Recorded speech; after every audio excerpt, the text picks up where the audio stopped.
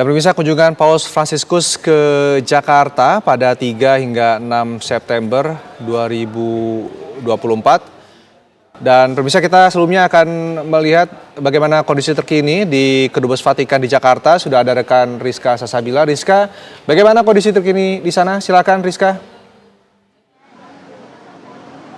Ya, selamat siang Rendra dan juga pemirsa. Untuk keadaan pada siang hari ini memang tadi untuk sesi pertama pengucapan duka cita, kemudian juga doa untuk mendiang Paus Fransiskus di Kedubes Vatikan sendiri ini memang telah selesai. Yang mana sesi pertama ini dimulai pada pukul 10 sampai dengan 12 waktu Indonesia Barat. Sementara itu masih ada beberapa umat ataupun masyarakat yang ingin juga mengucapkan atau menyampaikan dan masuk melalui Kedubes Vatikan ini harus menunggu karena sesi pertama ini memang setelah habis gitu pada pukul 12 waktu Indonesia Barat, dan dilanjut untuk sesi kedua itu sekitar pada pukul 14 waktu Indonesia Barat sampai dengan 15 waktu Indonesia Barat. Sementara itu ada beberapa tokoh ataupun maksud kami pejabat negara yang juga hadir, salah satunya Ketua MPR RI Ahmad Muzani ini sempat datang dan juga mengucapkan berbelasungkawa, kemudian juga mengenang sosok mendiang Paus Fransiskus ini sebagai orang yang bersahaja dan juga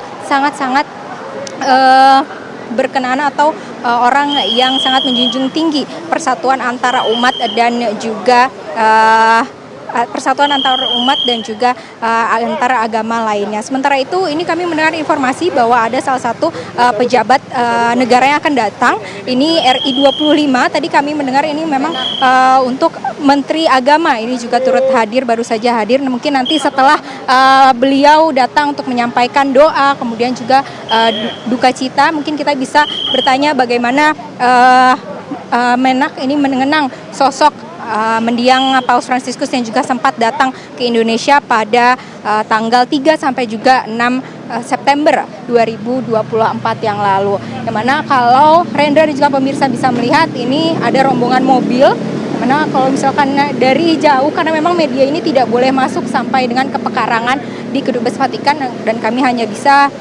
di depan pagar saja. Ini bersama rombongannya datang menggunakan pakaian batik, masuk dan disambut sepertinya oleh Duta Besar Vatikan yang ada di Indonesia ataupun juga uskup yang datang di Kedubes Vatikan ini, yang mana sebelumnya Paus Fransiskus yang wafat pada 21 April 2025 di usia 88 tahun di kediamannya di Casa Santa Marta, Vatikan. Yang mana kini gereja akan memasuki masa berkabung selama 9 hari sejak wafatnya Paus Fransiskus pada 21 April yang lalu, yang mana kemudian jenazahnya setelah 9 hari nantinya akan dimakamkan. Nah, setelah dimakamkannya jenazah mendiang Paus Fransiskus akan selama 15 hari ke depan akan dilangsungkan konklav atau pemilihan pimpinan tertinggi Gereja Katolik Roma. Tidak hanya itu, sebelumnya Uskup Agung Indonesia Ignatius Kardinal Suharyo juga sempat menyampaikan duka cita dan meninggalnya Paus Fransiskus ini juga merupakan kehilangan yang sangat menyedihkan dan sosoknya dikenang sebagai orang yang sangat sederhana dan juga memberikan teladan. Tidak hanya itu, dari keterangan warga yang ada di sini juga kami sempat berbincang bahwa mereka mengingat waktu kedatangannya Paus Fransiskus ke Indonesia, yang mana kenangannya walaupun hanya melihat dari jauh saja mereka sudah dapat merasakan kehangatan dan juga